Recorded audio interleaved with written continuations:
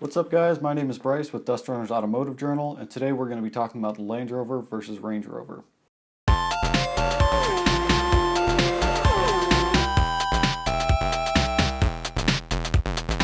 If you didn't already know, Land Rover has taken over the luxury SUV market. Once a super rugged off-roading machine has now turned into a super luxury SUV with a 4x4 badge. To give you the short answer, Range Rover is a type of model under the Land Rover brand.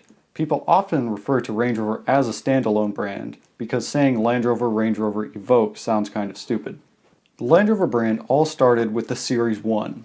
Well, it actually starts before that with a company by the name of Rover. The Rover company was a small operation that produced mid to high-end vehicles. Because of its small size, the Rover company's revenue was fairly limited. Rover designed the Land Rover to generate some short-term revenue while they continued to produce high-end automobiles. The Land Rover model ended up being so popular that they kept it around. The original series Land Rover was the first model they produced. Then came the Defender, Range Rover, Discovery, Freelander, Range Rover Sport, and Range Rover Evoque. Land Rover designed the Series 1 for agricultural use, and they built it to survive rough usage. To be quite honest, the Series 1 is rather ugly, but they had to start somewhere. Series 1 was a pure function over form type of vehicle. Who cares if it's ugly, it just needs to get the job done. Later down the line, Land Rover released the Defender, which had a lot of design cues taken from the Series 1. A helping factor in growing the Land Rover brand was the Camel Trophy event.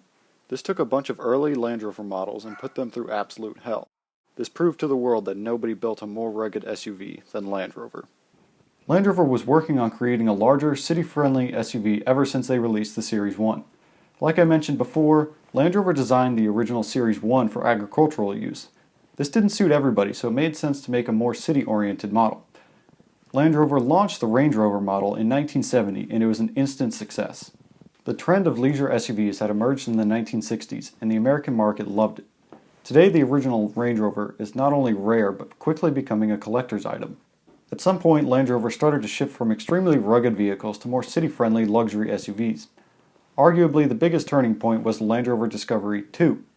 It had all the heavy-duty components of a Land Rover, but with a huge amount of luxury features. The Discovery 2 was the first SUV ever to have air suspension of any kind. It also featured optional hydraulically assisted sway bars for better on-road performance. Combined with a heavy-duty ladder frame, heavy-duty axles, and a super luxurious interior, the Discovery 2 was a perfect balance between ruggedness and luxuriousness. Back in the day, Land Rover was one of the few competitors for the Jeep brand, which was and is wildly popular in the US. Land Rover wanted to increase diversity in their customer base, so they made the Range Rover model a luxury SUV. It still had Land Rover's off-road prowess, but with more luxury features, making it far more city-friendly. To this day, Range Rover's target demographic has definitely been wealthy customers, even more so than any other Land Rover model. So here's the bottom line. The Land Rover brand is an off-road oriented luxury brand. The Range Rover model is the most luxurious model of the entire Land Rover brand. As time goes on, the brand is focusing more and more on city-friendly SUVs because that's where the money is. Be sure to hit that thumbs up button and let us know in the comments if you think Land Rover should be focusing on city-friendly SUVs. This is Bryce with Dust Runners Automotive Journal, signing off.